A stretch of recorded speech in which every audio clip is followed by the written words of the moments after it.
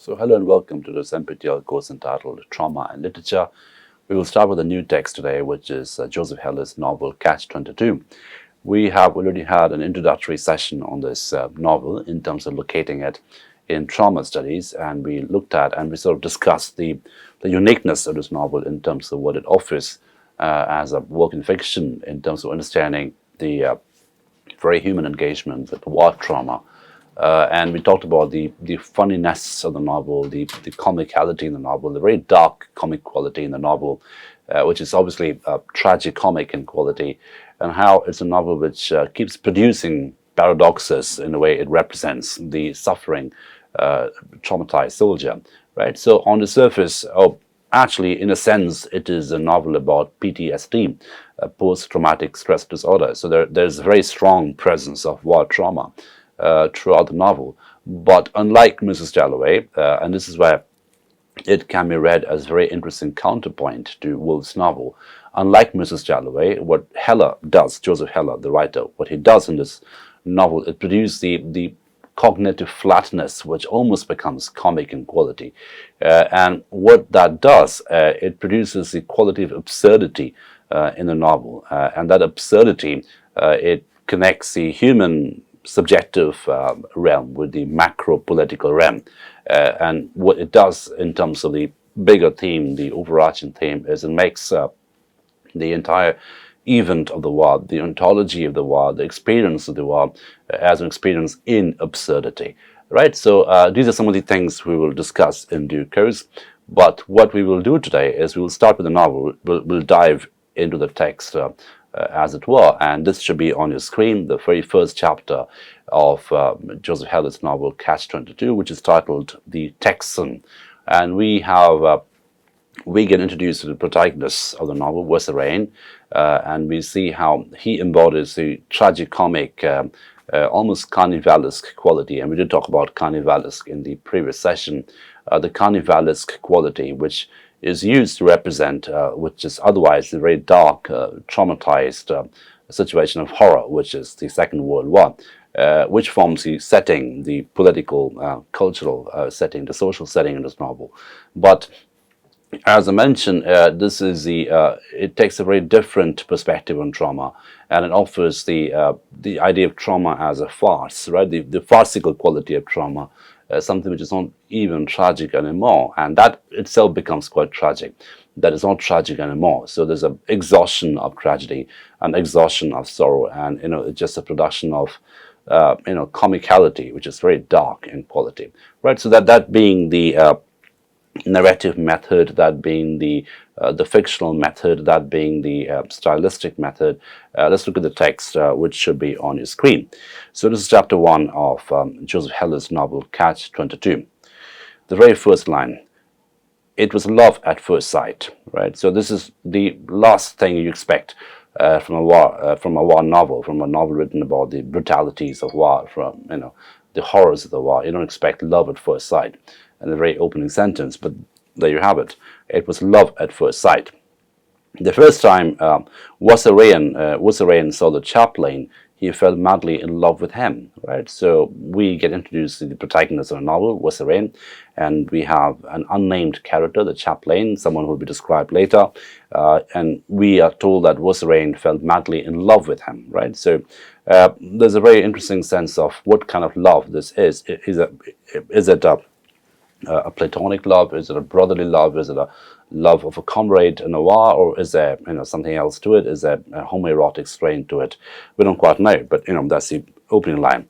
It was love at first sight, and the first time Wesserain saw the chaplain, he fell madly in love with him. Wesserain was in a hospital with a pain in his liver that felt just short of being jaundice. The doctors were puzzled by the fact that it wasn't quite jaundice.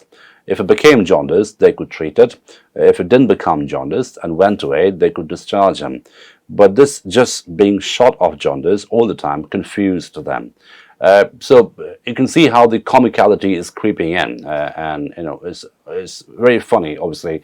But then the funniness or the comicality is produced out of a medical situation, and therein lies the dark comic quality in the novel. That there is a person away with a certain medical condition, but people can't quite diagnose or put a finger on what exactly is that condition, right? So it is not jaundice, but at the same time, it is also not jaundice, right? So the doctors are not sure if he actually has jaundice. If that were the case, they could treat him. And equally, they're not sure that he doesn't have jaundice, right? Otherwise, they could have just discharged him. So this suspension of being between jaundiced and non-jaundiced is what characterizes Voserine. So as students of literature, students of fiction, we need to pay attention to the coded quality in this comicality over here, in a sense that this is a character from the very outset. The character has ambivalence embedded in him in a very comical way. The character has paradox embedded in him, so that very much becomes part of the characterization, as it were. That he can have jaundice, maybe he doesn't. He does. The doctors don't quite know what he is, how he is, or what condition he embodies. So he is someone who seems to be suspended in a limbo state between being sick and being fit. Right. So that suspension, that liminality, that ambivalence is very much there, and that is sort of highlighted at the very outset over here. So if it became jaundice, they could treat it. If it didn't become jaundice and went away, they could discharge him. But this just being short of jaundice all the time confused them. Each morning they came round, three brisk and serious men with efficient mouths and inefficient eyes, accompanied by brisk and serious Nurse Duckett, one of the ward nurses who did not like Voserine. So we have this again, this combination of opposites. This juxtaposition of opposites. So we have brisk and serious men with efficient mouths but inefficient eyes, and that sort of tells you something about the culture, where the medical culture, the diagnostic culture. These are people who maybe speak a lot, talk a lot, rant a lot, but they're not very efficient in terms of looking, right? So the mouths are efficient, so they're quite loquacious, they're quite talkative. But when it comes to diagnosing the real condition, they can't, and therein lies the symbolism of inefficient eyes, right? So they're inefficient eyes, and they're accompanied by a nurse who's also brisk and serious. So the reputation of brisk and serious is interesting because what that seems to suggest is that there's probably some kind of a satirical quality to it, some kind of ironical quality to it. And irony and satire are, they're used as very effective instruments of representation throughout this novel. So this Nurse Duckett, who doesn't quite seem to like Voserine, she accompanies the doctors every morning to sort of check on him. They read the chart at the foot of the bed and asked impatiently about the pain. They seemed irritated when he told them it was exactly the same, right? So there seems to be some kind of an irritation because can't quite diagnose him, or what is the problem that ails him. They don't quite know what that is. And every morning they ask the same sort of questions, and that begins to irritate them, that there's no movement, there's no improvement, there's no mobility of Voserine. He just seems to be suspended in that bed forever in an endless state of being. Still no movement, the full colonel demanded. The doctors exchanged a look when he shook his head. Give him another pill, right? So, you can see that there is also some kind of a satire on the military medical culture over here, which is seems to be very heavy-handed and empirical, and there's no engagement with the emotion of the subject. It's just an empirical test, and the subject just asks if he's feeling well or better, and depending on the answer, just give him another pill. So there seems to be a robotic way, a monotonous, a machinic way of treating patients, which is being satirized away with comic effect. And this is why I mentioned that this is a very interesting novel to be read as a counterpoint to Mrs. Dalloway, because in Mrs. Dalloway we have a very similar setting and a very similar situation. It is another world war, the first one, and we have a PTSD veteran, someone who comes back from the war, and the entire novel is about the gloom of misunderstanding. No one seems to understand him, but there is a similar misunderstanding here, which is produced with comic effect, right? So that becomes an interestingly dialogic with Mrs. Dalloway, right? So that could be one of the things that you can think about in terms of an assignment or even a paper, looking at these two novels as counterpoints to each other. Similar settings, similar situations, but in a very different forms of representation. Okay, so give him another pill. That's all they can say. Nurse Duckhead made a note to give Wusserain another pill, and the four of them moved along to the next bed. None of the nurses liked Wusserain. Actually, the pain in his liver had gone away. But Wusserain did not say anything, and the doctors never suspected. They just suspected that he had been moving his bowels and not telling anyone. So what we have here is an example of malingering, right? So malingering was a very important, it was a very important theme, a very important issue around the First World Wars. And the issue was people who seemed to pretend they had sickness, whereas they actually did not have anything, right? And this pretension, this feigning of sickness is something which was classified as malingering, right? So, they talked about malingerers, for example, in the First World War, the people who had shell shock were called malingerers and shiverers. So they shiver like children, they shiver like little boys, so obviously not big men. And they also malinger, right, in the sense that they pretend to be sick, but they're not sick.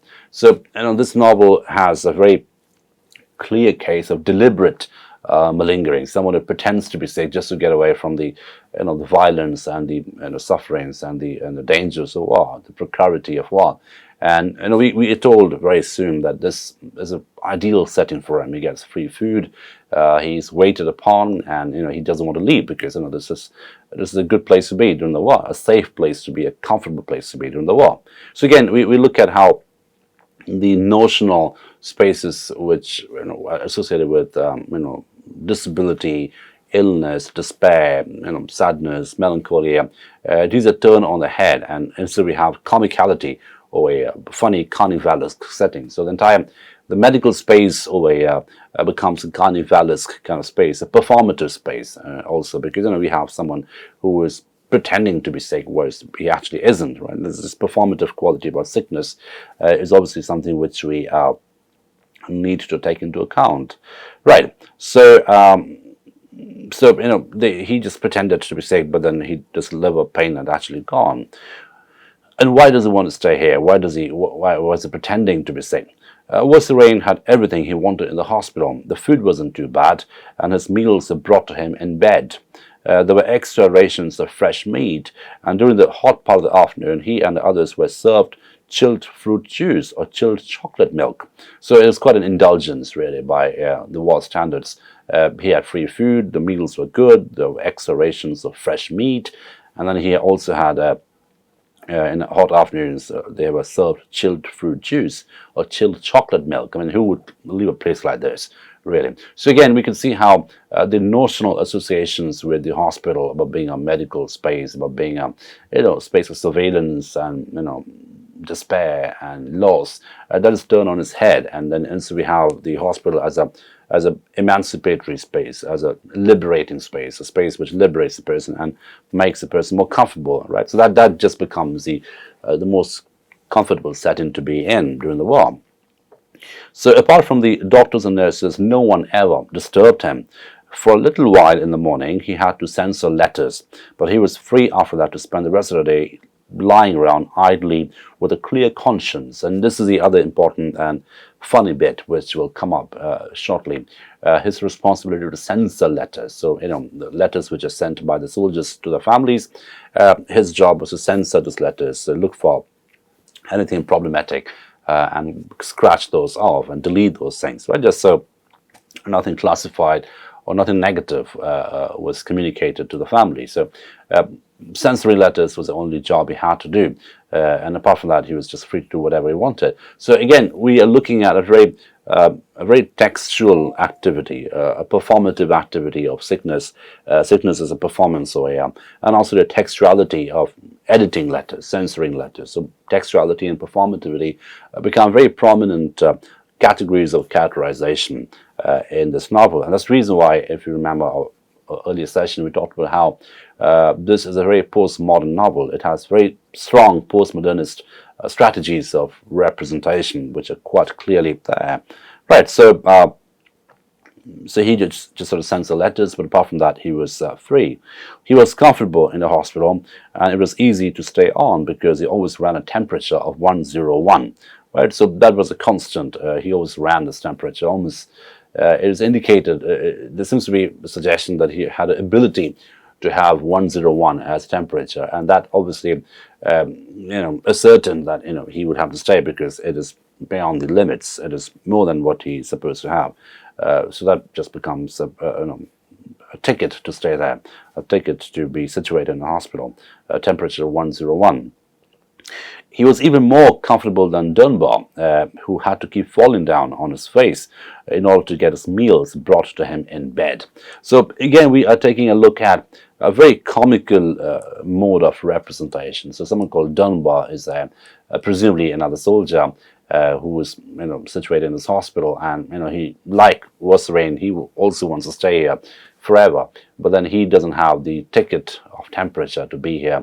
He cannot run a temperature. He doesn't have that ability, so to speak.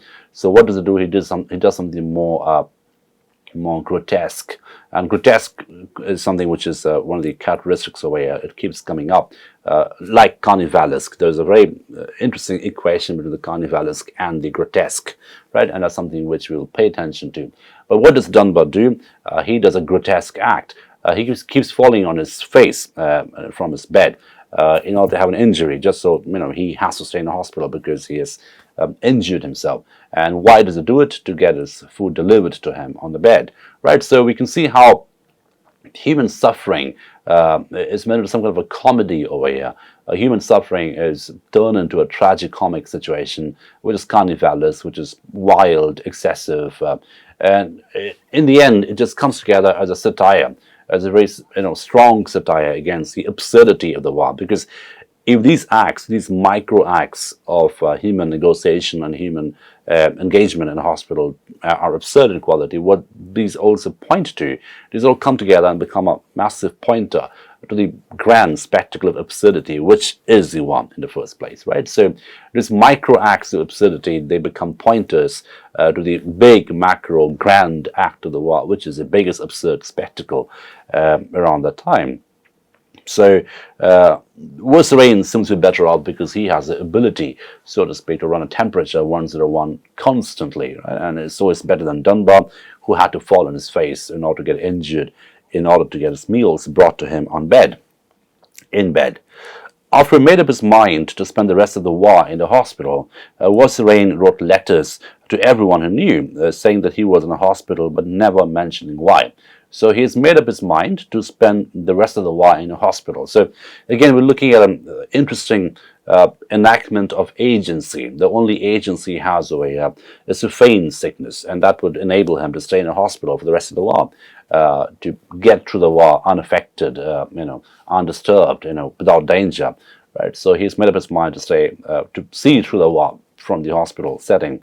And what does he do over there? He sends letters to his friends and family, mentioning the fact that he's in a hospital, but never quite spelling out why, right? So that again becomes a bit ambivalent and grey, and people don't quite know why he's there. One day he had a better idea. To everyone he knew, he wrote that he was going on a very dangerous mission. They asked for volunteers. It's very dangerous, but someone has to do it, right? So obviously lying and fabricating and fabulation become very important and very recursive qualities of this character. Along with feigning and malingering and all the rest of it, right? So I'll stop at this point today, but what we can see immediately from the very first page, and that's why we are paying some attention to the opening of the novel, because that sort of carries the sentiment of absurdity, the sentiment of satire that runs throughout the novel. But what we see over here is, again, the production of paradoxes.